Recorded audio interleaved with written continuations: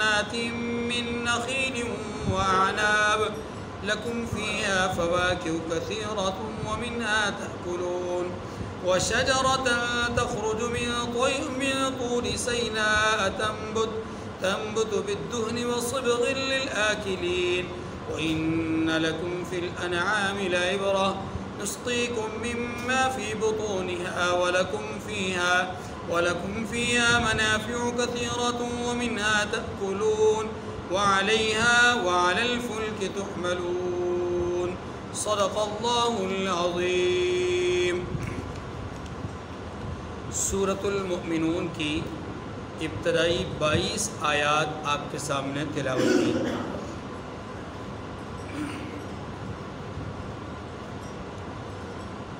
اس سورہ مبارکہ میں 118 آیات ہیں اور یہ 7 رکوعات پر مشتمل، بلکہ 6 رکوعات پر مشتمل یہ سورہ مبارکہ ہے۔ سورہ مبارکہ کا نزول مکی زندگی میں ہوا ہے، لہذا یہ مکی صورت ہے۔ اس کا نام المؤمنون ہے اور اس کی پہلی ہی آیت میں یہ لفظ موجود ہے، قد افلح المؤمنون۔ المؤمنون کا لفظ یہاں پر موجود ہے۔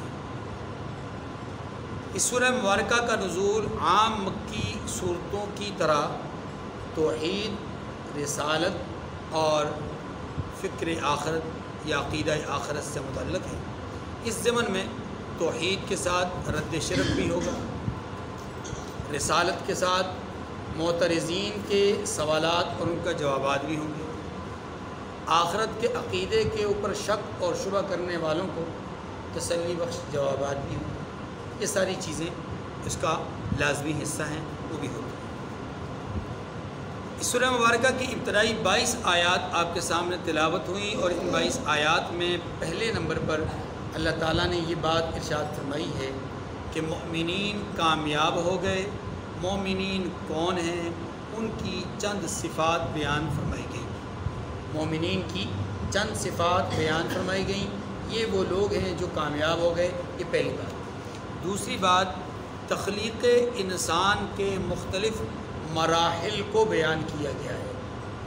نمبر 3، اللہ نے انسانوں کے لیے جو اخلاقی، عرضی اور دیگر جو انعامات ہیں یا نعمتیں ہیں، ان نعمتوں کا اور اپنی قدرتوں کا ذکر فرمایا ہے۔ تو مجموعی طور پر ہو گئی 3 باتیں۔ ایک، کامیاب ہوئے مومن، مومن کون ہیں یہ بیان ہوا۔ نمبر 2، انسان کی تخلیق کن مراحل سے گزر کر ہوئی۔ تیسرا، اللہ نے اپنی نعمتوں کو بیان کیا۔ یہ 3 طرح کی باتیں ان 22 آیات میں ہیں۔ لیکن اب یہ سمجھیے کہ گزشتہ سورت کے اختتام پر اللہ تبارک و تعالیٰ نے فرمایا، ایمان والو اللہ کے لیے رکوع کرو، سجدے کرتے رہو، اس کے لیے عبادت کرتے رہو، خیر کے کام کرتے رہو۔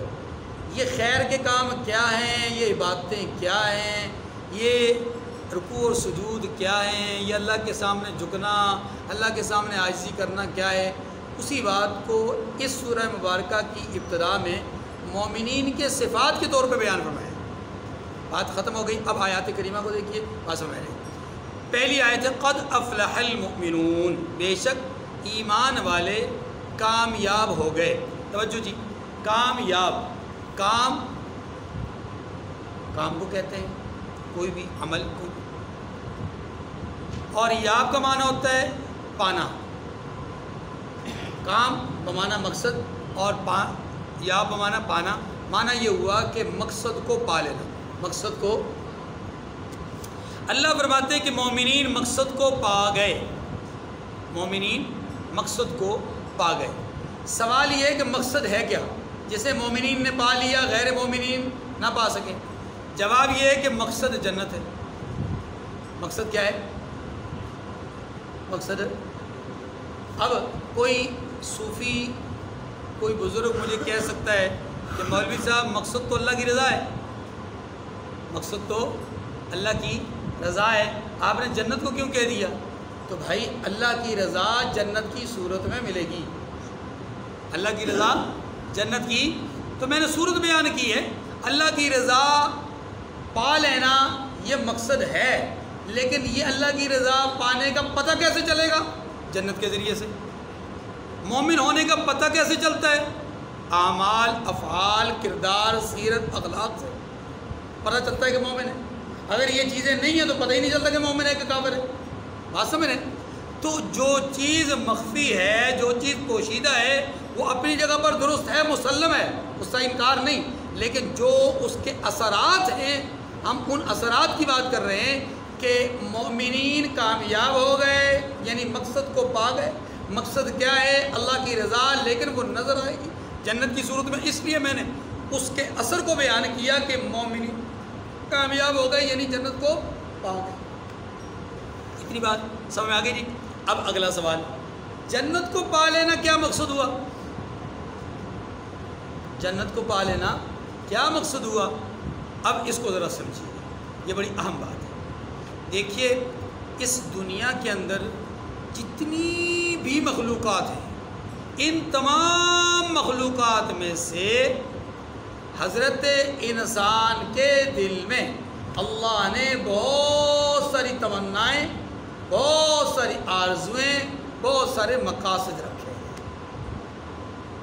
یہ مقاصد دو طرح کے، ایک شخصی مقاصد ہیں اور ایک عمومی اور تمام انسانوں کے مقاصد ہیں۔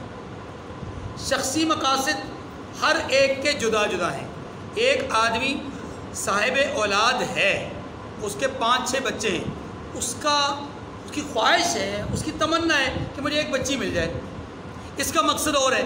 اسی کا بھائی ہے، اس ہاں 3 بیٹیاں ہیں، بیٹا کوئی نہیں ہے، اس کے ہاں مقصد کیا ہے؟ بیٹا مل جائے۔ ایک آدمی ہے، لینڈ لاٹ ہے، 4-5 اس کی فرمیں ہیں، فیکٹریاں ہیں، اس کا مقصد یہ ہے کہ میں ان 5 سے 10 کیسے بنا لوں، اس کا یہ مقصد ہے۔ ایک آدمی کو جس کو 2 وقت کا کھانا پوری طرح سے نصیب نہیں ہوتا، اس کا مقصد یہ ہے کہ مجھے کوئی ایسا سلسلہ مل جائے، ایسا روزگار مل جائے کہ مجھے 2 وقت کا کھانا سکون سے مل سکے۔ اب دیکھیں، وہ جو 5 فیکٹریوں کا مالک ہے، اسے 2 وقت کے کھانے کی کوئی پرواہ نہیں، اس کا وہ مقصد ہے ہی نہیں، وہ تو پا چکا۔ اس کے پاس، جس کے پاس 2 وقت کا کھانا نہیں، اسے یہ مقصد لگ رہا ہے، اس کو یہ مقصد نہیں لگ رہا۔ ایسے یاد رکھیے، ہر انسان کا اپنا اپنا ایک مقصد ہوتا ہے، یہ ہوتے ہیں شخصی مقاصد۔ ایک ہی گھر میں 4 لوگ رہتے ہیں، چاروں کے الگ الگ عزائم ہیں، گویا الگ الگ مقاصد ہیں، لیکن یہاں قرآن نے اجتماعی مقاصد میں سے مومنین کو کہا کہ اجتماعی طور پر انسانوں میں جو لوگ اپنے مقصد کے لیے تمنائیں، آرزویں کرتے رہے کہ ہم مقصد میں کامیاب ہو جائیں، اس مقصد میں صرف مومن کامیاب ہوئے، مومنین کے علاوہ کوئی کامیاب ہو۔ اب وہ مقصد کیا ہے، اس کو سمجھیں۔ وہ اجتماعی مقاصد کیا ہیں کہ ایک آدمی جب سن شعور کو پہنچتا ہے تو اس کے دل میں ایک خیال آتا ہے کہ میں فلاں آدمی کی طرح طاقتور بن جاؤں، فلاں آدمی کی طرح حسین ہو جاتا، فلاں آدمی کی طرح مالدار ہو جاتا، فلاں آدمی کی طرح صاحب علم ہو جاتا، فلاں آدمی کی طرح صاحب عہدہ اور منصب ہو جاتا، فلاں آدمی کی طرح قدر و منزلت والا ہو جاتا۔ یہ ایک خواہشات ہیں۔ اب جب ان خواہشات کی طرف کوئی آدمی پورا ہوتا ہوا اپنے آپ کو دیکھتا ہے، اب وہ اس نعمت کے باقی رہنے کی آرزو کرتا ہے کہ میری یہ جوانی برقرار رہے، میرا شباب برقرار رہے، میں کبھی نہ مروں، مجھے بڑھاپا کبھی نہ آئے، مجھے بیماری کبھی نہ آئے، میری نعمتوں کو زوال کبھی نہ ہو، مجھ سے مال کبھی چھنے نہ، میری طاقت اور میری قوت کبھی فنا نہ ہو، میرا عہدہ اور منصب کبھی ختم نہ ہو۔ یہ سب پوری دنیا کی یہی تمنائیں ہیں، یہی مقاصد ہیں۔ ہر آدمی سوچتا ہے کہ میری قوت کبھی کمزوری میں نہ بدلے، میری عمر کبھی گھٹتی ہوئی ڈلتی ہوئی نہ محسوس ہو، میں کبھی بوڑھا نہ ہوں، میں کبھی کمزور نہ ہوں۔ ہر آدمی کی خواہش، وہ مومن ہے، وہ کافر ہے، وہ صوفی ہے، وہ حاجی ہے، وہ نمازی ہے، وہ عالم ہے، وہ غیر عالم، سب کی خواہش یہی ہے۔ نعمتوں کے زوال سے ہر آدمی ڈرتا ہے، نعمتوں کے زوال سے ہر آدمی ڈرتا ہے، ہر آدمی چاہتا ہے کہ نعمت برقرار رہے، خواہ وہ حسن کی نعمت ہو، دولت کی نعمت ہو، مال کی نعمت ہو، جان کی نعمت ہو، قوت کی نعمت ہو، عہدے کی نعمت ہو، علم کی نعمت ہو، فن کی نعمت ہو، جس چیز کی بھی نعمت ہو، نعمت کے زوال سے ہر آدمی، دو باتیں ہو گئیں، ایک یہ کہ یہ جو میرے پاس چیز موجود ہے یہ ہمیشہ رہے، اور دوسرا اس کے زوال سے ڈرنا، ہمیشہ رہنے کی تمنا اور زوال سے ڈرنا، یہ ہر آدمی کے دل میں موجود ہے، ہر آدمی ڈرتا ہے، ہر آدمی کو پتہ ہے میں نے مرنا ہی مرنا ہے، مرنے سے ڈرتا بھی ہے، ہر آدمی کو پتہ ہے بڑھاپا ہونا ہی ہونا ہے، بڑھاپے سے ڈرتا بھی ہے، اور آرزو بھی کرتا ہے کہ بڑھاپا نہ ہو۔ یہ اس کائنات میں کسی کے لیے ممکن نہیں ہے، یہ دونوں باتیں کسی کے لیے ممکن ہیں۔ کیا مطلب؟ کہ اس کے پاس موجود وہ نعمت برقرار رہے، اسی میں رہے، اسی حالت میں رہے، اسی جوانی میں وہ 70 سال کی عمر بھی گزار جائے جوانی میں، 100 سال کی عمر بھی گزار جائے جوانی میں، یہ نہیں ہو سکتا۔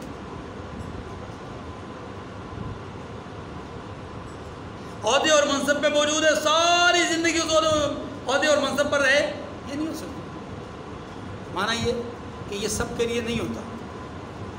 اب جب یہ بات موجود ہے کہ بقا سب کے لیے نہیں ہے اور زوال ہے ہی، اور زوال کے لیے ڈر بھی ہے، تو پھر اگر ایسا ہی ہے تو پھر انسان جیسے اللہ نے اشرف المخلوقات بنایا، اب غور کیجیے گا، اشرف المخلوقات بنایا، اب یہ اشرف المخلوقات اپنی تمناؤں کو لے کر کے بھٹکتا رہے، در در کی ٹھوکریں کھاتا رہے، ہر وقت ڈر اور خوف کی کیفیت میں رہے، زوال نعمت کا خدشہ ہو اور نعمتوں کے بقا کا فقدان ہو، یہ ساری چیزیں، تو پھر تو یہ اس انسان کی زندگی جانوروں سے بھی بدتر ہوئی کہ جانوروں کو ان چیزوں کی تمنا ہی نہیں ہوتی، اور اس کے پاس تمنائیں بہت زیادہ ہیں لیکن پوری کچھ نہیں ہو رہی، تو پھر تو یہ ناکام ہی ناکام ہے۔ اس کائنات میں، اس دھرتی میں انسان سے بڑا ناکام کوئی بھی نہیں ہو سکتا، انسان ہی سب سے بڑی ناکام مخلوق ہے۔ لیکن اللہ نے فرمایا ہے کہ نہیں، انسانوں میں مومنین اپنے مقصد کو پا گئے۔ کیسے؟ اس جہاں میں تو یہ آرزو پوری نہیں ہوگی، لیکن میں ان مومنوں کی آرزو پوری کروں گا کہ ان کے پاس یہ نعمت دائمی رہے، ہمیشہ رہے، اور ان کو زوال نعمت کا خوف بھی نہ ہو، یہ وعدہ ہو جائے، یہ سرٹیفکیٹ مل جائے، یہ ان کے اوپر مور ثبت ہو جائے، ایسا میں ان کے ساتھ کروں گا۔ اور یہ کن کے ساتھ کروں گا؟ ان صفات کے حاملین کے ساتھ جن صفات کو آگے بیان کیا جا رہا ہے کہ ان کے ساتھ میں کروں گا کہاں؟ جنت میں، کہ جب ان کو جنت میں بھیج دوں گا، خالدین فیہا ابدا، ہمیشہ اس میں رہیں گے، جوان ہیں، 33 سال کی عمر ہے، 33 سال ہی رہے گی، اور یہ نہیں کہہ سکتے کہ 33 سال رہے گی مرتے دم تک، نہیں، موت ہے ہی نہیں، موت۔ تین باتیں حدیث میں آتی ہیں، اللہ کے رسول صلی اللہ علیہ وسلم نے فرمایا کہ جب جنتیوں کو اللہ جنت میں بھیج دیں گے تو فرمائیں گے کہ اے اہل جنت بتاؤ کوئی خواہش، کوئی تمنا، کوئی آرزو، تب اہل جنت خاموش، اللہ اپنی زیارت کروائیں گے، اور اپنی زیارت کروانے کے بعد پھر فرمائیں گے کہ میں تم سے راضی، میں تم سے راضی، یہ بہت بڑی نعمت۔ پھر اب اس نعمت کے ظاہر ہے، دنیا میں نعمت ملتی تھی تو زوال ہو جاتا تھا، دنیا میں نعمت ملتی تھی تو چھن جاتی تھی، اللہ پھر اعلان فرمائیں گے کہ میرے بندو غور سے بات سن لو کہ اب تمہیں میری طرف سے صحت دے دی گئی ہے، فلا تسقموا ابدا، اب تم کبھی بھی سقیم نہیں ہوگے، کبھی بیمار نہیں ہوگے۔ میرے بندو، دوسری نعمت، تمہیں میں نے ایسی زندگی دے دی، اب تمہارے اوپر موت، فلا تموتن ابدا، تم کبھی مرو گے نہیں۔ اور تیسری بات فرمایا، جس عمر میں تمہیں رکھا ہے، یہ میں نے جوانی کی عمر، شاب کی عمر تمہیں دے دی ہے، بس فلا تحرمون ابدا، بس تم کبھی بھی بڑھاپے کی عمر کو نہیں جاؤ گے۔ تو تین باتیں، صحت ہوگی ہمیشہ رہے گی، زندگی ہوگی ہمیشہ رہے گی، اور جوانی ہوگی ہمیشہ۔ اس دنیا میں یہی وہ بڑی نعمتیں ہیں جن کے لیے انسان در در کی ٹھوکریں کھاتا ہے۔ صحت کے لیے مختلف قسم کے کشتے کھاتا ہے، دوائیاں کھاتا ہے، اور یہ سارے معاملات کرتا ہے۔ اسی طریقے سے مرنے سے ڈرتے ہوئے انسان اپنی زندگی کی بقا کے لیے کہیں ماسک پہن رہا ہے، کہیں انجیکشن لگوا رہا ہے، کہیں ویکسین کروا رہا ہے، کہیں کیا کروا رہا ہے، یہ سارا کا سارا کیا ہے، موت سے بچنے کے لیے بظاہر تدبیریں اختیار کر رہا ہے۔ اور اسی طریقے سے جوانی کی جو حالت ہے اس کو زوال نہ آئے، اس کے لیے وہ مختلف قسم کی کریمیں استعمال کر رہا ہے، دوائیاں استعمال کر رہا ہے، اور بعض لوگ تو سرجریاں تک کروا رہے ہیں کہ ہمارا حسن نظر آتا رہے۔ لیکن اللہ فرماتے ہیں اس دنیا میں تمہارے پاس جو نعمت ہے اس نعمت کو زوال ہے ہی ہے، لیکن آخرت میں جنت میں اہل جنت کے لیے ان نعمتوں کا زوال نہیں۔ صحت ہے ہمیشہ صحت رہے گی، زندگی ہے ہمیشہ رہے گی، جوانی ہے ہمیشہ۔ قد افلح المؤمنون، اب سمجھ میں آیا؟ اس کائنات میں فلاح یعنی مقصد کو کوئی آدمی نہیں پا سکتا، اس جہاں میں مقصد کو پائیں گے کون لوگ؟ مومنین، اور مومنین مقصد کو پا گئے۔ اللہ نے خبر دی، اللہ نے سنیے، مومنین مقصد کو پا گئے، حالانکہ جنت میں تو جانا ہے، جنت میں تو جانا بھی، گئے تو نہیں، لیکن اللہ نے پہلے سے خبر دے دی جن جن کے یہ اعمال آگے والے ہوں گے میں رب انہیں اپنے فضل سے جنت میں لے جانے کا فیصلہ کر چکا۔ قد افلح المؤمنون، بے شک ایمان والے مقصد کو پا گئے۔ کون ہے ایمان والے؟ الذین هم فی صلاتهم خاشعون، جو نماز میں عجز و نیاز کرتے ہیں۔ خشوع کہتے ہیں جھک جانے کو، دب جانے کو، ہاں جی، پست ہو جانے کو۔ جو رب کے لیے نماز میں عاجزی اور انکساری کا مظاہرہ کرتے ہیں۔ معلوم یہ ہوا کہ اگر نماز میں انسان کھڑا ہے اس کی توجہ دائیں بائیں بھٹک رہی ہے، اگر وہ ٹوپی پگڑی کے ساتھ، داڑھی کے ساتھ، کپڑوں کے ساتھ کھیل رہا ہے، اگر وہ چشمہ کو کبھی ایسے کر رہا ہے کبھی ایسے مطلب کھیل رہا ہے، وہ کپڑوں کے ساتھ کھیل رہا ہے، تو اس کے من میں، اس کے دل میں وہ خشوع نہیں ہے جس کا معنی دب جانا ہے۔ دبا ہوا آدمی ہلتا نہیں ہے، دبا ہوا آدمی حرکتیں نہیں کرتا۔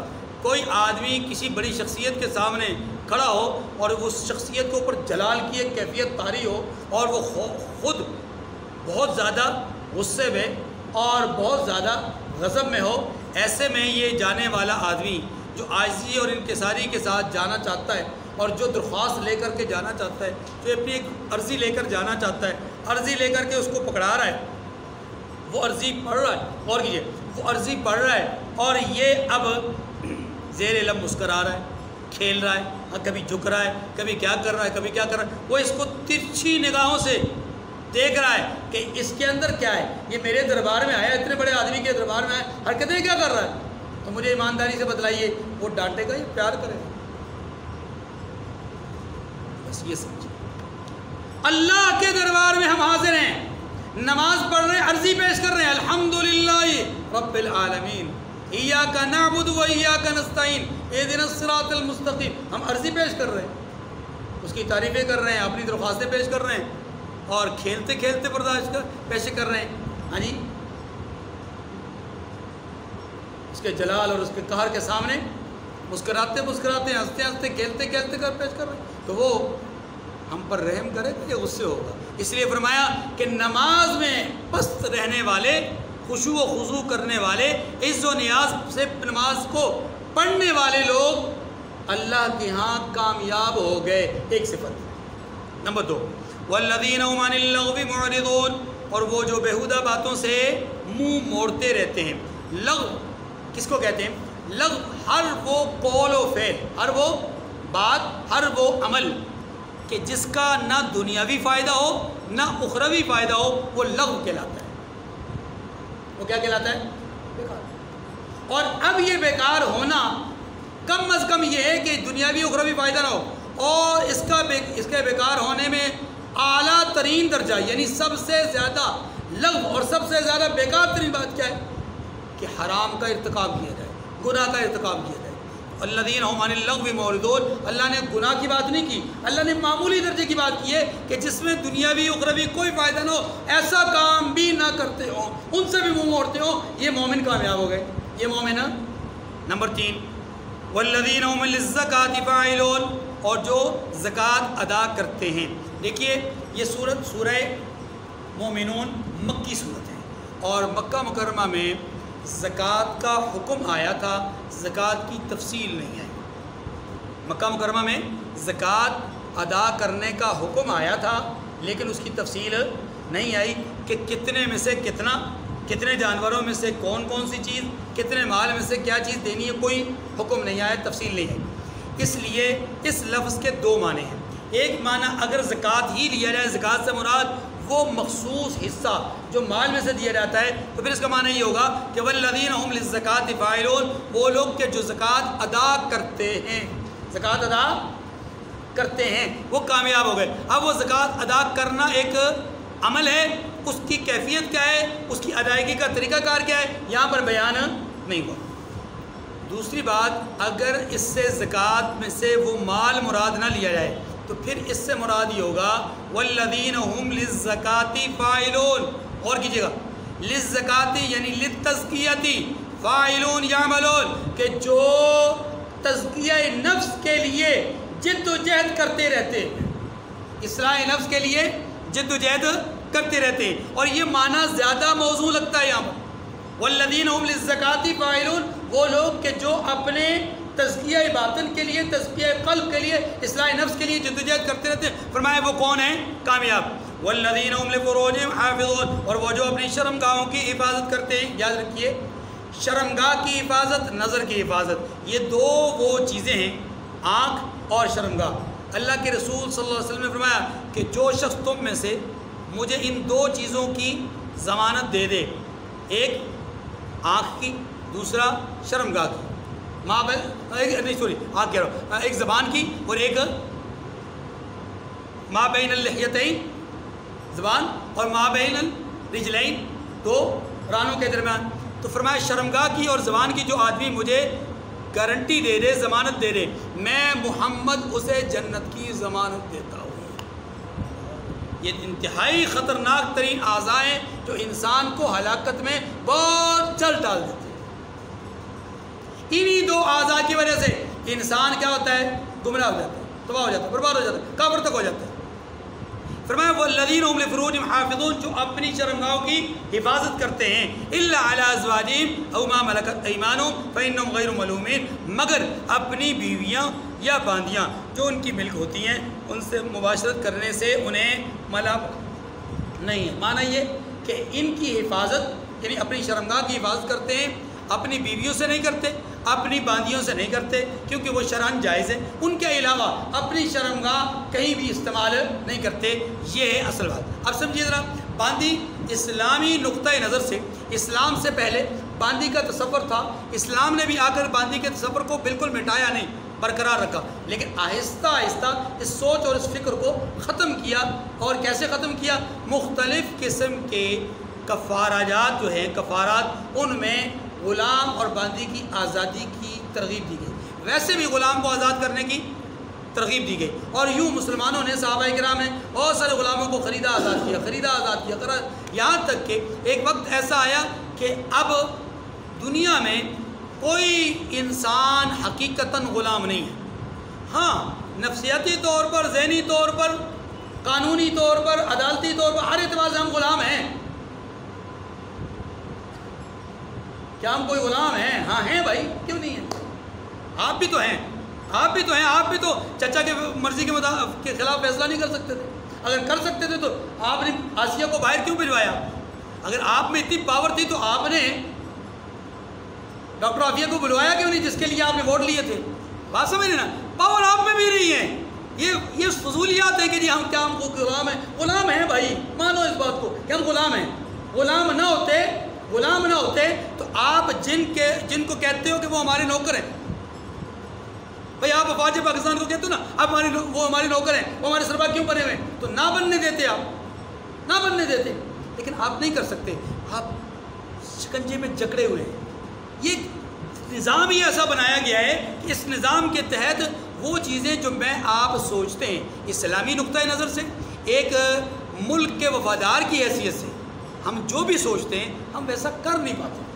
ہم پیٹرول اپنی مرضی سے نہیں بڑھا سکتے، ہم بجلی کے بلوں کو اپنی مرضی سے نہیں گھٹا بڑھا سکتے، ہم گیس کے بل اپنی مرضی سے گھٹا بڑھا نہیں سکتے، ہم اشیاء خرد و نوش تک کو اپنی مرضی سے گھٹا بڑھا نہیں سکتے، ان کی قیمتیں طے نہیں کر سکتے۔ ہم عالمی منڈی میں، عالمی مارکیٹ میں سب کچھ سستا ہونے کے باوجود اپنے ملک کے اندر کوئی چیز سستی نہیں کر سکتے۔ بھائی غلام ہیں، ہماری عدالتیں قانون قرآن کے مطابق فیصلہ نہیں کر سکتی، ہم غلام ہیں، ہمیں ماننا پڑے گا۔ رشوت کو ہم نہیں چھوڑ سکتے، ہم سود کو نہیں چھوڑ سکتے۔ عالمی طور پر معاشی جو ہے وہ استحصال وہ ہمارا کیا گیا ہے، ہمارے اسلامی نظام کو ڈیمیج کر دیا گیا ہے، ہم غلام ہیں، سمجھ رہے نا؟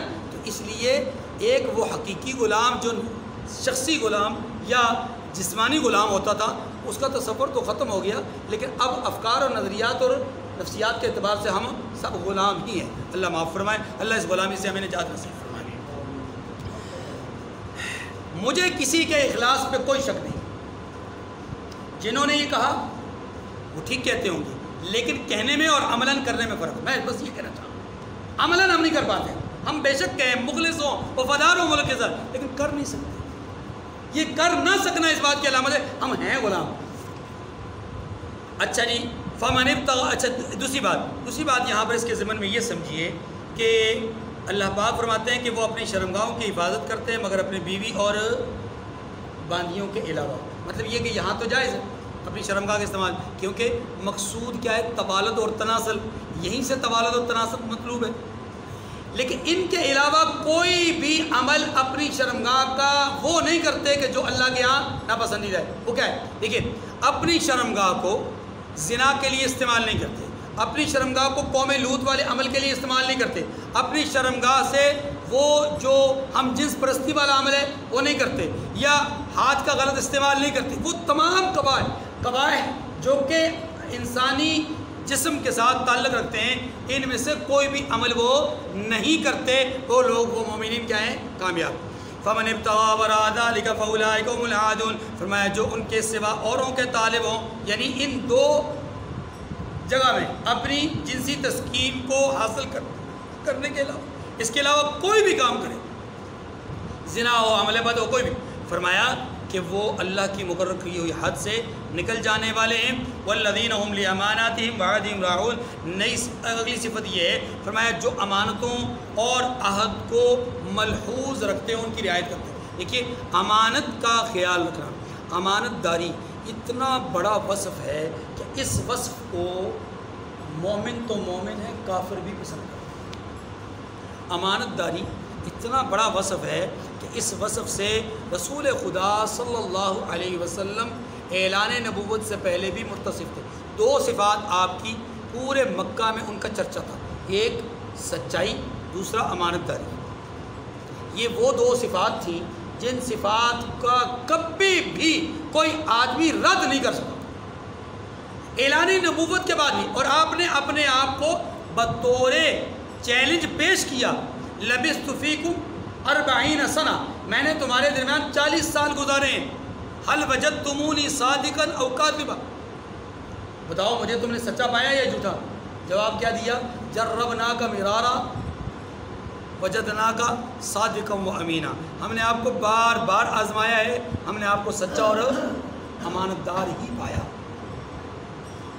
تو امانت داری اور سچائی یہ بہت بڑی ہے۔ اور دوسرا ہے عہد کو پورا کرنا۔ عہد کو پورا کرنا، اس سے مراد عہد الہی بھی ہے، یعنی اللہ کے ساتھ عہد کیا ہوا وہ بھی اس میں شامل ہے، اور بندوں کے ساتھ عہد بھی اس میں شامل ہے۔ والذین هم علی صلواتہم یحافظون، اور جو نمازوں کی پابندی کرتے ہیں، اولئک هم الوارثون، یہی لوگ میراث حاصل کرنے والے ہیں۔ میراث کیا ہے؟ الذین یرثون الفردوس، یعنی جو جنت کی میراث حاصل کریں گے، ہم فیہا خالدون، اور اس میں ہمیشہ رہیں گے۔ دو باتیں کر کے بات اب آگے دیکھیے۔ پہلی بات، ان تمام صفات کی ابتدا کہاں سے ہوئی؟ آیت نمبر 2 کو دیکھیے، الذین هم فی صلاتہم خاشعون، یہ مومنین وہ ہیں کہ جو نماز میں عجز و نیاز کرتے ہیں۔ آخری صفت کیا بیان ہوئی؟ والذین هم علی صلواتہم یحافظون، یہ مومنین وہ ہیں جو اپنی نمازوں کی حفاظت، سمجھ رہے ہیں، حفاظت، وقت کی پابندی، آداب کی رعایت، یہ حفاظت ہے، اور جو فرائض اور واجبات کا اہتمام ہے وہ حفاظت ہے، اور جو دلی کیفیت ہے اس کا نام خشوع ہے۔ اس کا نام کیا ہے؟ گویا خشوع بھی ہو، حفاظت بھی ہو، تو یہ نماز کی دو کیفیت ہیں، اور ایک کیفیت سے ابتدا کی گئی، ایک کیفیت سے انتہا کی گئی، جو ظاہری کیفیت تھی اس سے انتہا کی گئی، جو باطنی کیفیت ہے اس سے ابتدا کی گئی۔ گویا اللہ کے ہاں مومنین کی کامیابی کی جو سب سے بڑی اہم ترین چیز ہے، وہ کامیابی کا جو ذریعہ ہے وہ کیا ہے؟ نماز۔ کیا ہے؟ ایک بات تو یہ سمجھ لیجیے۔ دوسری بات، اللہ نے فرمایا کہ یہ لوگ وارث ہیں جنت کے، فردوس کے۔ فردوس جنت کا ایک خاص حصہ ہے، فردوس جنت کا ایک خاص حصہ ہے۔ بہت بلندیوں والے جو جنتی ہوں گے ان کو اس جگہ کو جنت الفردوس کہا جاتا ہے۔ اتنی بات سمجھ آ گئی؟ اب سوال سمجھے، اللہ فرماتے ہیں کہ یہ جنت الفردوس کے وارث ہوں گے۔ بھائی وراثت تو وہاں ہوتی ہے جہاں پہلے کوئی مالک ہو، پہلے کوئی مالک، اس بلڈنگ کا مالک پہلے کوئی تھا، والد، دادا، پردادا تھا، وہ فوت ہو گیا، اب اس کے بعد اس کی اولاد اس کی وارث بنی، بیوی وارث بنی، ٹھیک ہے۔ سوال یہ ہے کہ جنت الفردوس اس کا مالک پہلے کون، اب وارث کون؟ اگر آپ کہیں اللہ، اللہ تو پہلے بھی مالک اب بھی مالک، اللہ کی ملکیت تو ختم نہیں ہوئی، تو پھر یہاں وراثت کس کی ہے؟ اب سمجھیے، حدیث مبارکہ میں آتا ہے کہ اللہ رب العزت نے ہر انسان کے لیے دو جگہ بنائی ہیں، دو ٹھکانے بنائے، ایک جنت میں ایک جہنم میں، ایک جنت میں ایک جہنم میں۔ جنت میں جو ٹھکانہ بنایا ہے، اگر جنت والے اعمال کرے گا تو جنت میں جائے گا، جہنم والے ٹھکانے میں نہیں جائے گا۔ لیکن اگر جنت والے اعمال نہیں کرے گا تو جہنم والے ٹھکانے میں جائے گا، جنت والے ٹھکانے میں نہیں جائے گا۔ یہ تو بات اب ہر ایک کی سمجھ میں آتی ہے۔ اب اگلی بات ہوئی، حدیث میں آتا ہے کہ جب قیامت کے دن جنتی جنت میں چلے جائیں گے، جہنمی جہنم میں چلے جائیں گے، اللہ اہل جنت کے سامنے جہنم کے دریچوں کو کھول دیں گے اور کھول کر کے فرمائیں گے، جنتیوں وہ سامنے دیکھو، وہ جو کارنر پہ پلاٹ ہے نا، وہ صوبیدار صاحب آپ کا تھا، وہ جو کارنر پہ ہے نا جہنم میں، وہ پلاٹ آپ کا تھا، آپ اگر نیک اعمال نہ کرتے اس پلاٹ میں ہوتے، اب چونکہ آپ نے نیک عمل کیا ہے تو اب آپ اس جگہ پہ ہیں، اور یہ جگہ تو آپ کی اپنی ہے، اور یہ جو آپ کے ساتھ والا پلاٹ ہے نا، یہ اس کا ہے جو وہاں موجود ہے۔ بات سمجھیں، یہ پلاٹ اس کا ہے جو وہاں پر موجود ہے، اب اس کی جگہ کے وارث آپ بن گئے اور آپ کی جگہ کا وارث وہ بن گیا۔ تو یہ ہے جنت اور جہنم میں وراثت، جنت اور جہنم میں۔ اب سمجھ میں آئی بات؟ اللہ تعالیٰ مجھے اور آپ کو سمجھنے کی توفیق نصیب فرمائے۔ وآخر دعوانا الحمدللہ رب العالمین۔ اللہم انت السلام و منک السلام۔ آیت نمبر 12 سے آیت نمبر 16 تک 5 آیات کریمہ میں اللہ تبارک و تعالیٰ نے انسان کی تخلیق کے مختلف مراحل کو بیان فرمایا ہے۔ قرآن مجید میں انسان کی تخلیق کے مختلف حالتیں بیان ہوئی ہیں۔ مثال کے طور پر اللہ پاک فرماتے ہیں کہ ہم نے اسے مٹی سے پیدا کیا، پھر فرمایا من صلصال من حمأ مسنون، کھنکھناتی مٹی سے پیدا کیا، پکی مٹی سے۔ پہلے فرمایا من طین، عام مٹی سے پیدا کیا، پھر پکی مٹی کا ذکر کیا، پھر اللہ تبارک و تعالیٰ نے اس کے تخلیق میں نطفہ آب کا ذکر فرمایا، اور اسی انسان کی تخلیق کا ایک حال یہ بیان کیا کہ آدم کی پسلی سے حوا کو پیدا کیا، حضرت اماں جی حوا علیہ السلام کو، اور حضرت مریم کے بطن سے بغیر خامد کے اللہ نے حضرت عیسیٰ کو پیدا کیا۔ اللہ نے اپنے فرشتے کی پھونک کے ذریعے سے جناب عیسیٰ کو پیدا کیا۔ اب یہ مختلف حالتیں ہو گئی، کہیں پر انسان عام مٹی سے بن رہا ہے، کہیں پر انسان ہی سے انسان اس کی پسلی سے نکل رہا ہے، کہیں پر انسان نطفہ آب سے مرد اور عورت کے دونوں کے آپس میں ملاقات کے نتیجے میں انسان پیدا ہو رہا ہے، اور کہیں بغیر ملاقات کے پیدا ہو رہا ہے۔ یہ سارا کیا ہے؟ اللہ کی قدرت۔ یہودی نے سوال کیا رحمت دو عالم صلی اللہ علیہ وآلہ وسلم سے، سوال کروایا کہ پوچھو جا کر محمد صلی اللہ علیہ وسلم سے، اور یہ بات صرف نبی بتا سکتا ہے، نبی کے سوا کوئی نہیں بتا سکتا۔ پوچھو جا کر محمد صلی اللہ علیہ وسلم سے انسان کی تخلیق کیسے ہوتی ہے؟ یہاں سے جواب ارشاد ہوا، آپ نے فرمایا کہ مرد اور عورت کی ملاقات سے پھر اگلا مرحلہ کہ مرد کا جو پانی ہوتا ہے وہ انسان کے وجود کے لیے ہڈیوں اور پٹھوں کی مضبوطی کا ذریعہ بنتا ہے، اور عورت کا جو پانی ہوتا ہے یہ اس میں گودا، رطوبت اور اس چیز کا کام دیتا ہے۔ گویا دونوں کا آپس میں مکسچر، دونوں کا آپس میں ملاپ اور دونوں کی ملاوٹ، ان ہی کی برکت سے اللہ ایک نئی صورت کو، ایک انسان کو تخلیق فرماتے ہیں۔ یہ اللہ جل شانہ کی قدرت ہے، اس کی شان ہے، اس کی عظمت ہے۔ اب جب یہ بات اس یہودی کے سامنے گئی کہ محمد صلی اللہ علیہ وسلم تو یوں کہتے ہیں کہ مرد اور عورت کی ملاقات سے ایسا ہوتا ہے، اور اس ملاقات میں بھی مضبوط عنصر مرد کا ہے، جبکہ عورت کا عنصر یعنی عورت کا پانی بھی رائے گاں اور بیکار نہیں ہوتا، اس کا بھی ایک عمل دخل ہے۔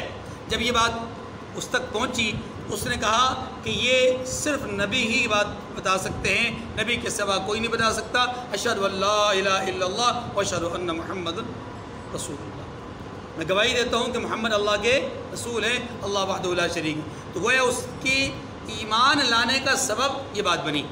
تو یہ مختلف مراحل قرآن پاک نے بیان کیے ہیں۔ رحمت دو عالم صلی اللہ علیہ وسلم عام جو یہ بات ذہن میں رکھیے، عام جو تخلیق انسانی کا سبب اور ذریعہ ہے وہ یہی پانی کا نطفہ ہے، یعنی پانی کا قطرہ ہے، ٹھیک ہے، نطفہ آپ جس کو کہتے ہیں۔ یہ اللہ تعالیٰ نے اس کو ایسا مربوط قسم کا نظام بنایا ہے کہ یہ اگر اس کے خلیوں کو دیکھا جائے، اس کے اندر جو پیداواری صلاحیت کو دیکھا جائے، سیلز کو دیکھا جائے، تو اس کے اندر ایک نہیں، دو نہیں، لاکھوں سے متجاوز خلیے موجود ہیں، صلاحیتیں موجود ہیں۔ اللہ ہی ہے کہ جو اس قدر وسیع اور عریض خلیوں کے اس ذرات برے سسٹم کو، ایک قطرے کو دیکھتا ہے اور اس میں سے لاکھوں خلیوں کو ضائع کرتا ہے، کبھی سب کو، کبھی لاکھوں کو ضائع کرتا ہے، اور ایک کو یا دو کو یا تین کو یا چار کو کارآمد بناتا ہے، باقی سب کو ضائع کر دیتا ہے۔ یہ وہی اللہ ہے، وہی جانتا ہے کہ میں نے اس میں سے کس کس سیل کو کارآمد بنانا ہے اور کس کو ڈیمیج کرنا ہے، کس کو ضائع کرنا ہے، کس کو تباہ و برباد کرنا ہے، کس کو خالی کرنا ہے۔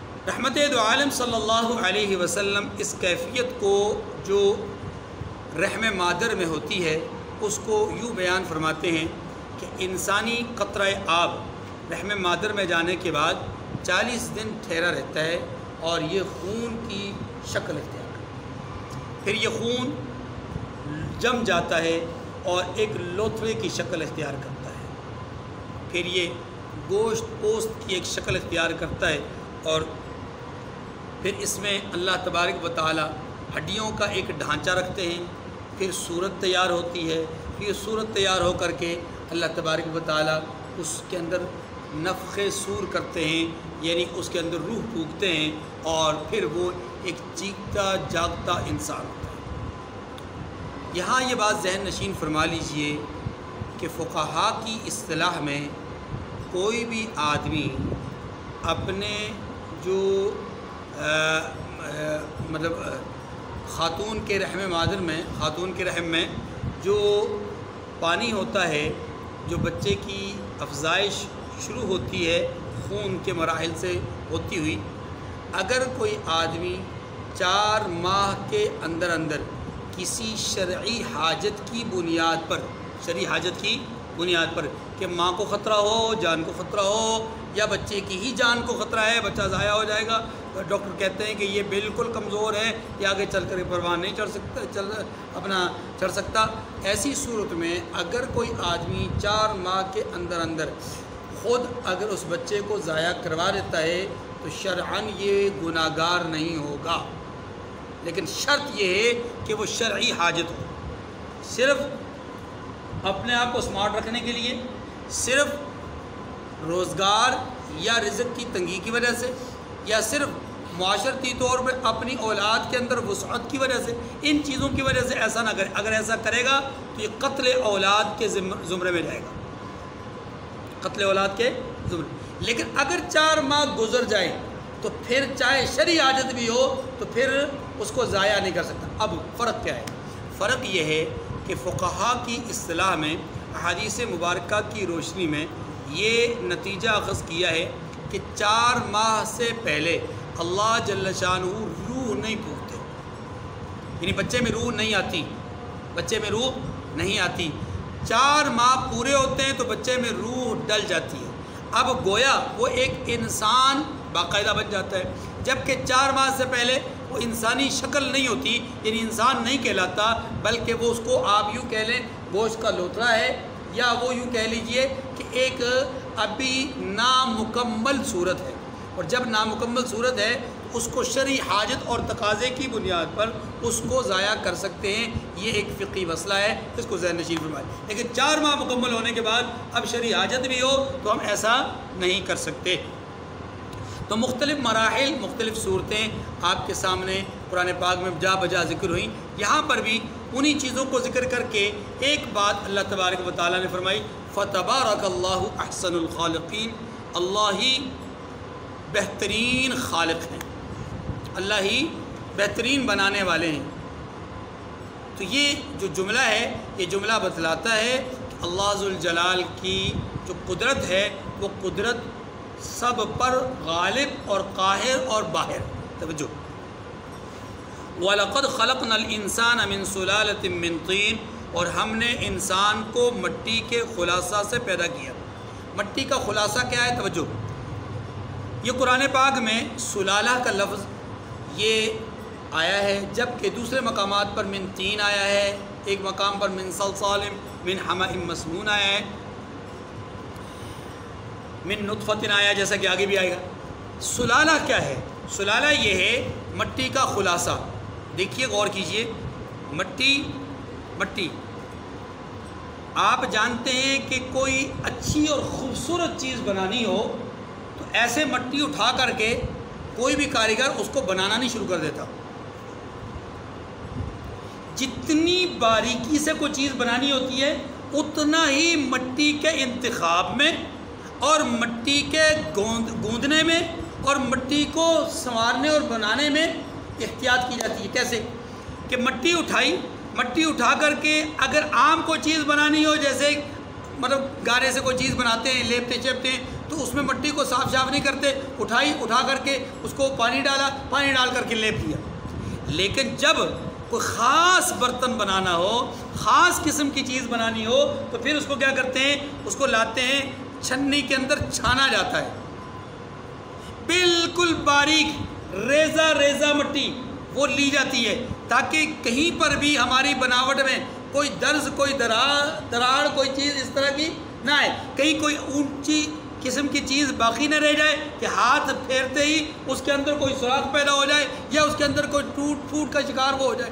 اس لیے پوری احتیاط برتی جاتی ہے کہ جناب اس کو پوری طرح چھان کر لیا جائے، کیونکہ ہم نے بہت قیمتی چیز بنانی ہے، اعلیٰ چیز بنانی ہے۔ اللہ فرماتے ہیں کہ میں نے انسان کو بنایا مٹی کے خلاصے سے، یعنی ایسا نہیں کہ ہر زمین کے مختلف اطراف سے میں نے مٹی اٹھوا لی اور اٹھوا کر کے جمع کروا کر کے پانی ڈال دیا، پانی ڈال کے آگ ڈال کے اس کو جو پکا دیا اور پکانے کے بعد اس سے آدم علیہ السلام کو بنایا، نہیں، ایسا نہیں، بلکہ مٹی مختلف حصوں سے لی، اس مختلف حصوں سے لے کر کے اس کو چھنوایا اپنی قدرت قاہرہ سے، اپنی قدرت قاہرہ سے اس کو صاف کروایا، چھنوایا، اور جب وہ چھن گئی اور بالکل ذرے ذرے اور ریزہ ریزہ رہ گیا، جو ہماری مطلوبہ چیز تھی وہ رہ گئی، باقی جو ایکسٹرا چیز تھی اس کو ہم نے سائڈ پہ کر دیا، تو اب اس چیز کو کیا کہا جاتا ہے؟ سلالہ، اس کو خلاصہ کہا جاتا ہے۔ وَلَقَدْ خَلَقْنَا الْإِنسَانَ مِنْ سُلَالَةٍ مِّن طِينٍ، مٹی کے خلاصے سے ہم نے انسان کو بنایا ہے۔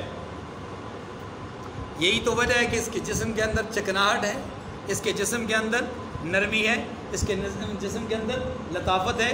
یہ اینٹ کی طرح کھردرا جسم نہیں ہے، پتھر کی طرح مطلب سخت قسم کا جسم نہیں ہے، بلکہ اللہ نے اس کو انتہائی لطیف، انتہائی زیادہ نرم بنایا ہے ظاہری اعتبار سے۔ اب باطنی نرمی یہ اپنے اندر خود پیدا کرے، ظاہری نرمی اللہ نے پیدا کی ہے، باطنی نرمی خود پیدا کرے، اسی کو خلق کہتے ہیں، اسی کو اخلاق کہتے ہیں۔ چلیے، ثم جعلناه نطفة فی قرار مکین، پھر اس کو ایک مضبوط جگہ میں نطفہ بنا کر رکھا۔ مضبوط جگہ میں کہاں؟ اس سے مراد دونوں، یا تو اس سے مراد انسان کی پشت میں وہ مقام جہاں پر یہ نطفہ موجود ہوتا ہے، مادہ منویہ، یا اس سے مراد رحم مادر ہے، ماں کے رحم میں اس کو مضبوط جگہ میں رکھا۔ ثم خلقنا النطفة علقة فخلقنا العلقة مضغة فخلقنا المضغة عظاما فكسونا العظام لحما۔ اب ترتیب فرمایا، پھر نطفے کا لوتھڑا بنایا، یعنی اس مادہ منوی کا ایک لوتھڑا بنایا، اس کو جما دیا، پھر لوتھڑے کی بوٹی بنائی، پھر بوٹی کی ہڈیاں بنائیں، پھر ہڈیوں پر گوشت پوست چڑھایا۔ یعنی دیکھیں نا، یہ جو ہڈی ہوتی ہے، یہ ہڈی ایسا نہیں کہ باہر سے ہڈی ماں کے رحم میں ڈالی جاتی ہے، نہیں، یہ وہی گوشت، وہی لوتھڑا ہوتا ہے جو کہ پہلے گوشت کی شکل اختیار کرتا ہے، بوٹی کی گوشت نہیں، بوٹی کی شکل اختیار کرتا ہے۔ جیسے کلیجی ہوتی ہے، کلیجی کیا ہوتا ہے؟ ہوتی ہے خون ہی ہوتا ہے، جمع وہ خون ہوتا ہے، بس وہ ہمارے سامنے بوٹی کی شکل ہوتی ہے۔ اللہ جل شانہ نے اس قطرہ آب کو پہلے خون کی حالت میں جما دیا، جمانے کے بعد پھر اس کو بوٹی یعنی اس طرح بنا دیا گویا کہ وہ آپ کو دیکھنے میں ایک بوٹی لگ رہا ہے، بالکل نرم۔ ہاں، جیسے کہ میں نے آپ کو بتایا کلیجی، آپ کلیجی کا جتنا مزید پیس اٹھائیں وہ آپ کو ایک ہی بوٹی لگ رہے گی، تو اس طرح بوٹی، اور پھر اسی بوٹی سے اللہ جل شانہ مضبوط ترین جسم کی صورت، اور وہ کیا ہے؟ ہڈیاں بناتے ہیں۔ پھر ہڈیاں بنانے کے بعد اب اس پر مزید اپنی قدرت سے کیا کرتے ہیں؟ گوشت چڑھاتے ہیں۔ آپ اندازہ کیجئے اللہ جل شانہ کی شان کو کہ ایک پانی کا قطرہ، اس سے پھر خون جمع ہوا، اس سے پھر بوٹی کی شکل، پھر اس نرم بوٹی کو ہڈی کی شکل، پھر اس ہڈی کے اوپر گوشت چڑھا دینا، اور گوشت چڑھا کر کے پھر اس میں اپنا روح پھونک دینا، یہ اللہ ہی کی شان ہے۔ اور پھر اس بچے کے لیے اس رحم مادر میں، اس مقام پر، اس محفوظ جگہ میں جو کھانے کا پینے کا انتظام ہے وہ کیا ہے؟ اللہ، خون۔ کیا ہے؟ خون۔ اسی لیے تو قرآن کہتا ہے حَلَ أَتَىٰ عَلَى الْإِنسَانِ حِینٌ مِّنَ الدَّهْرِ لَمْ يَكُنْ شَيْئًا مَّذْكُورًا۔ انسان پر کیا ایسی حالت نہیں گزری کہ وہ قابل ذکر چیز ہی نہ تھا، یعنی انسان پر ایسے حالات بھی گزرے ہیں کہ وہ قابل چیز ہستی نہ تھا۔ اس مادہ منویہ کا ذکر عام طور پہ پسندیدہ نہیں سمجھا جاتا، جمع و خون کا اس طرح ذکر عام طور پہ پسندیدہ نہیں سمجھا جاتا۔ اور سب سے بڑی بات، جب اس کو انسانی شکل میں ڈال دیا اور روح پھونک دی، اب اس کو کہا کہ غذا کھا، کھانے اور پینے کے اعتبار سے یہ خون چوس، رحم مادر میں موجود ایکسٹرا خون ہے اس کو چوس، اور وہ اس کو چوس رہا ہوتا ہے، اس کی غذا بن رہی ہوتی ہے۔ اندازہ کیجئے انسان کی پہلی خوراک کیا ہے؟ شاید آج کے انسان نے اس بات کو سمجھ لیا کہ ہم نے خون چوس کر ہی دنیا میں ہم آئے ہیں، لہذا اب دنیا میں بھی خون ہی چوس رہے ہیں۔ یہ نہ سمجھ ہے نا، یہ نہ سمجھ ہے۔ اپنی اس حالت کو اس نے سمجھا کہ شاید یہی حقیقت ہے، لیکن وہ حقیقت نہیں ہے، وہ حقیقت نہیں ہے۔ وہ اس جہاں کا معاملہ تھا، اس جہاں کا معاملہ ہے۔ اس جہاں میں اللہ نے خون کو انسان پر حرام قرار دیا ہے۔ بہتا ہوا خون انسان کے لیے کیا قرار دیا؟ حرام قرار دیا۔ ثم جعلناه نطفة في قرار مكين ثم خلقنا النطفة علقة فخلقنا العلقة مضغة فخلقنا المضغة عظاما فكسونا العظام لحما، پھر ہڈیوں پر گوشت چڑھایا، ثم انشأناه خلقا آخر، پھر اس کو نئی صورت میں بنا دیا۔ کیسے نئی صورت میں؟ دیکھیے، پانی کا قطرہ تھا، صورت نئی بن گئی، خون کا لوتھڑا تھا، صورت نئی بن گئی، گوشت پوست تھا، نئی صورت بن گئی، ابھی تک بے روح تھا، روح آ گئی، نئی صورت بن گئی، یہ ہے نئی صورت۔ یا اب تک اس کی خوراک کا کوئی سسٹم نہیں تھا، اب خوراک دی جانے لگی، نئی صورت بن گئی۔ فتبارک اللہ احسن الخالقین، اللہ سب سے بہتر بنانے والا ہے، بڑا بابرکت ہے۔ فتبارک اللہ، اللہ برکت والا ہے، احسن الخالقین، سب سے بہتر بنانے والا ہے۔ دیکھیے، اس دنیا کے اندر بہت سارے لوگ چیزوں کو جوڑ کر دوسری چیز بناتے ہیں۔ ایک لکڑی کا ماہر کاریگر وہ کیا کرتا ہے؟ لکڑی لیتا ہے، اس کو کاٹ چھاٹ کرتا ہے، اس کو تراش خراش کرتا ہے، اور پھر اس کے اندر کیل گلو وغیرہ لگا لگو کر کے اس لکڑی کو سیدھے تختے کی شکل میں ہوتی ہے، اس لکڑی کو کرسی کی شکل دے دیتا ہے، میز کی شکل دے دیتا ہے، اس لکڑی کو بیٹ کی شکل دے دیتا ہے، اس لکڑی کو ہاکی کی شکل دے دیتا ہے، اس لکڑی کو اسٹک کی شکل دے دیتا ہے، اس لکڑی کو مختلف قسم کی شکلیں دیتا ہے۔ کیا یہ بھی خالق؟ جواب نہیں۔ خالق میں اور موجد میں فرق ہے۔ یہ موجد ہے، خالق نہیں، خالق نہیں ہے۔ خالق کون ہوتا ہے؟ خالق وہ ذات ہے کہ جو چیزوں کو عدم سے وجود بخشے۔ لکڑی تھی نہیں، اس نے وجود بخشا، کیل یعنی لوہا تھا نہیں، اللہ نے وجود بخشا، اسٹیل موجود تھا، اس کا وجود، اس کی دھات تھی نہیں، اللہ نے اس کی دھات کو بنایا، ٹھیک ہے۔ اسی طریقے سے وہ جو کاریگر ہے وہ اس کا وجود تھا ہی نہیں، اللہ نے اس کو وجود بخشا ہے۔ تو یہ سارے کے سارے وجود جو اللہ کے بخشے ہوئے ہیں، ان وجودوں کی عدم کو دیکھیں تو عدم سے وجود بخشنے والی ذات اللہ ہے، اور اس کائنات میں اللہ کے سوا ایسا کوئی بھی نہیں ہے جو کسی شے کو عدم سے وجود بخشے، کوئی نئی چیز وجود میں لائے، ایسا نہیں۔ ہاں، موجود چیزوں کو مرتب کر کے نئی شکل دے دے، یہ 100% ممکن ہے، اور دنیا میں یہی ہو رہا ہے۔ دنیا میں یہ اس کو کہتے ہیں ایجاد، اس کو کیا کہتے ہیں؟ تخلیق نہیں، ایجاد۔ ایجاد اور تخلیق میں فرق یہی ہے کہ تخلیق شے کو عدم سے وجود بخشتی ہے، اور ایجاد کیا ہے کہ کسی شے کو دوسری شے کے ساتھ ملا کر مرتب کر کے ایک نئی شکل دے دینا، اس کو ایجاد کہتے ہیں۔ اسی کو دریافت بھی کہتے ہیں، ہاں جی، کہ کسی شے کو آپ نے اللہ کی چھپائی ہوئی چیز کو پا لیا، دریافت کر لیا، تو اس کو آپ دریافت کہتے ہیں، یا دریافت شدہ چیزوں کو آپ نے مرتب کر کے ایک نئی شکل دے دی، اس کو آپ ایجاد کہتے ہیں۔ تو ایجادات دنیا میں ہو رہی ہیں، لیکن تخلیق اللہ ہی کی صفت ہے، اللہ کے سوا کوئی بھی خالق۔ اب فتبارک اللہ احسن الخالقین، سوال یہ ہے، اللہ کہتے ہیں احسن الخالقین، اللہ خالقوں میں سب سے بہترین خالق ہے۔ خالقوں میں ابھی بتایا کہ بندے خالق نہیں ہیں، مخلوق خالق نہیں، اللہ کہتے ہیں خالقین میں سب سے بہترین خالق کون ہے؟ تو کیا مطلب ہوا؟ تو جواب اس کا یہ کہ یہاں خالق بمعنی موجد، بنانے والا، کیا بنانے والوں میں سب سے بہترین بنانے والا۔ ثم انکم بعد ذلک لمیتون، پھر اس کے بعد تم مر جاتے ہو۔ دیکھیے، اللہ نے پہلے حیات کا ذکر کیا، تخلیق کا ذکر کیا، پھر حیات کا ذکر کیا، پھر ساتھ ہی موت کا ذکر کر دیا۔ معلوم یہ ہوا کہ موت ایک اٹل بات ہے، اور اس موت کے عقیدے اور نظریے کو جب سے انسان نے بھولنا شروع کیا، تب سے انسان گمراہی اور ضلالت کی دلدل میں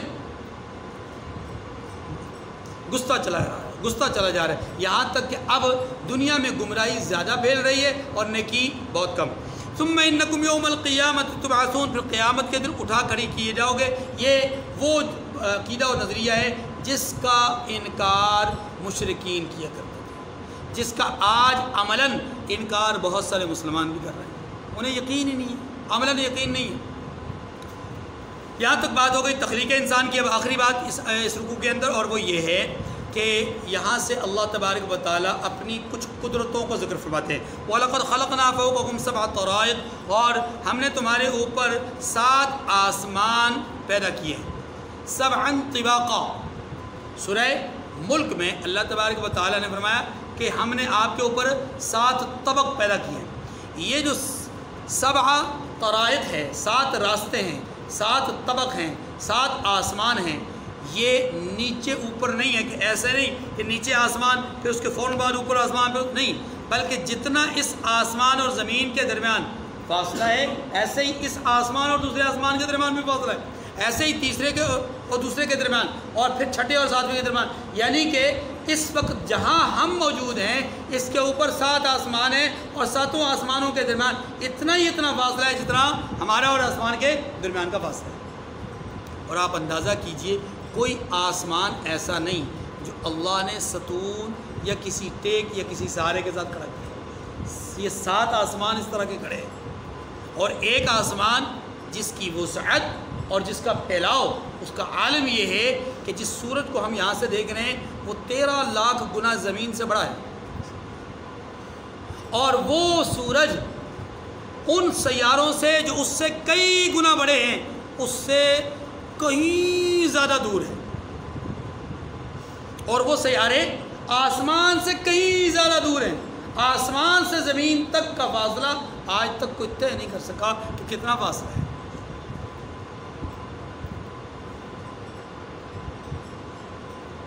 وَمَا كُنَّا عَنِ الْخَلْقِ غَافِلِينَ، اور ہم خلقت سے غافل نہیں ہیں. یعنی مخلوق سے غافل کیا معنی؟ توجہ، معنی یہ ہے کہ لوگ اگر یہ سمجھتے ہیں کہ اللہ کا کام تو بنانا ہے، اللہ نے بنا دیا، جیسا کہ مشرکین کا عقیدہ تھا.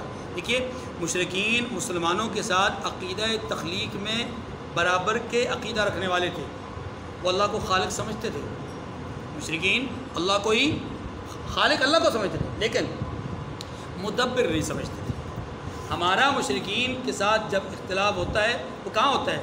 اللہ کی الوہیت میں نہیں ہوتا، اللہ کے خالق ہونے میں نہیں ہوتا. اللہ کو الہ مانتے ہیں، اس بارے میں ان کا عقیدہ اللہ ہی کو الہ ماننے کا ہے، اللہ ہی کو خالق ماننے کا ہے. کیا مطلب یہ کہ اللہ کو وہ خالق بھی مانتے ہیں، الہ بھی مانتے ہیں. مسئلہ یہ ہے کہ الہ اور خالق ماننے کے ساتھ ساتھ وہ یہ سمجھتے ہیں کہ اللہ تبارک و تعالیٰ کا جو نظام ہے وہ دنیاوی بادشاہوں کی طرح ہے کہ اللہ کا اقتدار اور سلطنت ہے، اور وہ ایک جگہ پہ تشریف فرمائیں، وہاں پر بیٹھ کر کے آرڈر جاری کرتے ہیں. ان کے نیچے وزیر ہیں، مشیر ہیں، ان کے ماتحت آگے نیچے جو ہے وہ لوگ ہیں جو کام کر رہے ہیں، اور انہوں نے مختلف کام مختلف لوگوں کے سپرد کر دیے ہیں. یہ جناب وزارت اوقاف کا محکمہ ہے، یہ فلاں وزیر کے، اور یہ وزارت مذہبی امور ہے، یہ فلاں وزیر کے سپرد ہو گیا. یہ پیٹرولیم ہے، اللہ ان کو ہدایت نصیب. اس پہ آ کر دل کہتا ہے کہ اللہ ہدایت نصیب وزیر پیٹرولیم کو. وہ بھی ہیں، اور وہ جو ہے براجمان ہیں ایک مسند پر، وہ وہاں کے کام کر رہے ہیں. یہ جو سارا سسٹم ہے مختلف وزارتوں کا ایک منصب کے تحت ہے. مشرکین کی سمجھتے تھے اسی طرح کی اللہ کی طرف سے وزارتیں ہیں، اور وہ وزارتیں ہی سارا کام کر رہی ہیں. اس کی طرف سے اپروول ہوتی ہے، اس کی طرف سے اجازت نامہ ہوتا ہے، وہ اجازت نامہ کلی طور پہ دے دیتا ہے بھائی آپ اپنے سسٹم کو، اپنے محکمے کو ٹھیک کریں. محکمے کو ٹھیک کرنا کلی طور پہ اختیارات ان کے پاس ہوتے ہیں. اللہ کا نظام ایسا نہیں ہے، لیکن مشرکین سمجھتے تھے ایسا ہی. یاد رکھیے اللہ خالق ہیں، اللہ مالک ہیں، اللہ ہی مدبر بھی ہیں. کیا مطلب؟ چیزوں کو پروان چڑھانا، آہستہ آہستہ آگے بڑھانا، یہ کام بھی اللہ ہی کا ہے.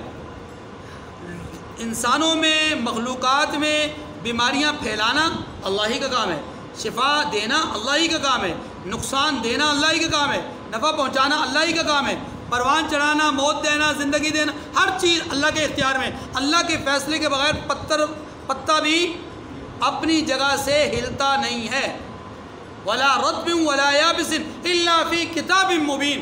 ہر چیز اللہ نے لوح محفوظ میں لکھ رکھی ہے، اور اس کے لکھے کے بغیر ہوتا ہی کچھ نہیں. یہی بات سمجھائی گئی ہے کہ وَمَا كُنَّا عَنِ الْخَلْقِ غَافِلِينَ. اللہ اپنی مخلوق سے غافل.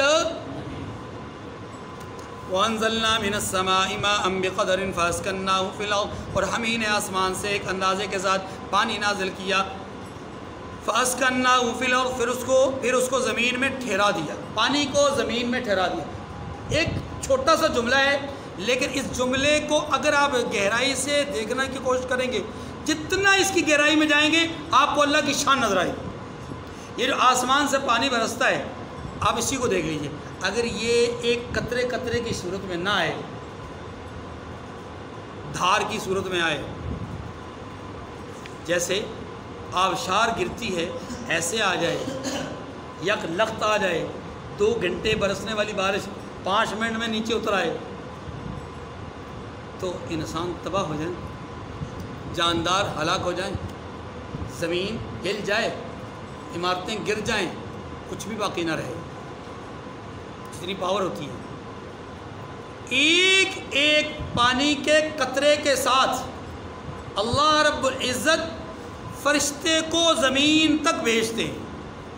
ایک پانی بادل سے نکلتا ہے، پانی کا قطرہ، تو اس کے ساتھ فرشتہ آتا ہے، وہ فرشتہ لے کر آتا ہے، اس کو زمین تک پہنچا کر زمین پہ لا کے چھوڑتا ہے۔ زمین سے مراد اس جگہ پہ جہاں پر اگر اس کا قطرے نے گرنا ہے، انسان کے سر پہ یا کسی گھر کی چھت پہ، کسی درخت پہ، جہاں آ کے گرنا وہاں قریب آ کر کے چھوڑتا ہے۔ اگر یہ قطرہ اوپر سے چھوٹ جائے نا، نہ آئے آبشار کی صورت میں، لیکن اگر اوپر سے چھوٹ جائے، فرشتہ اس کو چھوڑ دے، تو وہ جو ابابیل کے ذریعے سے، ابابیلوں کے ذریعے سے ہاتھی ہلاک ہوئے تھے نا، آج بھی یہ ہاتھی ہلاک ہو جائیں، آج بھی انسان تباہ ہو جائیں، اس چھت کے اوپر سے سوراخ ہو کر کے زمین پہ وہ قطرائے، جتنی اس کی اوپر سے سپیڈ ہوتی ہے۔ آپ کبھی غور کریں کہ یار کریں نا، وہ پانی جو آ رہا ہوتا ہے وہ ایک قطرہ آ رہا ہوتا ہے جو آپ کو ایک لائن نظر آتی ہے، لیکن اس کی سپیڈ ایسی ہوتی ہے کہ وہ لگتا ہے کہ پوری لائن چل رہی ہے۔ پھر اللہ تبارک و تعالیٰ کی اگلی شان، یہ تو ہے اوپر سے اترنے کا معاملہ۔ زمین پہ آ کر کے اگر اللہ زمین کے اندر جذب کرنے کی صلاحیت نہ رکھتے تو ہمارے لیے تو ممکن ہی نہیں تھا کہ ہم اس پانی کو سنبھال سکتے، ممکن ہی نہیں تھا۔ اچھا، پھر پانی کو جذب تو کر دیا، اب اللہ کی شان یہ ہے کہ پانی کو واپس لوٹانے کا نظام نہ ہوتا تو ہم تو محروم رہ جاتے۔ قرآن کہتا ہے نا، چیلنج کر کے کہتا ہے، سورہ ملک کی آخری آیت کیا ہے؟ قُلْ أَرَأَيْتُمْ إِنْ أَصْبَحَ مَاؤُكُمْ غَوْرًا فَمَنْ يَأْتِيكُمْ بِمَاءٍ مَّعِينٍ۔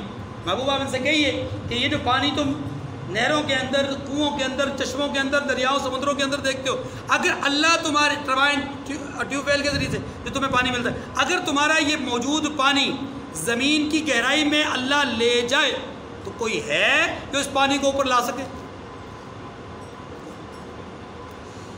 وَإِنَّ عَلَىٰ ذَهَابٍ بِهِ لَقَادِرُونَ۔ یہ اللہ نے دھمکی دی ہے، کیا فرمایا؟ ہم اس کے نابود کر دینے پہ قادر ہیں۔ کیا مطلب؟ ہم برسا تو رہے ہیں، جذب بھی کر رہے ہیں، لیکن ہم اسے تمہاری اپروچ سے، تمہاری پہنچ سے دور کر دینے پہ قادر ہیں۔ فَأَنشَأْنَا لَكُمْ بِهِ جَنَّاتٍ مِّن نَخِيلٍ وَأَعْنَابٍ۔ پھر اگلی بات، اس پانی کے برسانے کے نتیجے میں کیا ہوتا ہے؟ پھر ہم نے اس سے تمہارے لیے کھجوروں کے باغ بنائے، اور وَأَعْنَابٍ، اور اسی طریقے سے انگوروں کے، لَكُمْ فِيهَا فَوَاكِهُ كَثِيرَةٌ وَمِنْهَا تَأْكُلُونَ، ان میں تمہارے لیے بہت سے میوے پیدا کیے اور ان میں سے تم کھاتے ہو۔ وَشَجَرَةً تَخْرُجُ مِنْ طُورِ سَيْنَاءَ تَنبُتُ بِالدُّهْنِ وَالصِّبْغِ لِلْآكِلِينَ، اور وہ درخت بھی ہم ہی نے پیدا کیا ہے جو طور سینا میں پیدا ہوتا ہے، یعنی زیتون کا درخت، کھانے والوں کے لیے روغن اور سالن کے لیے سالن لیے ہوئے اگتا ہے۔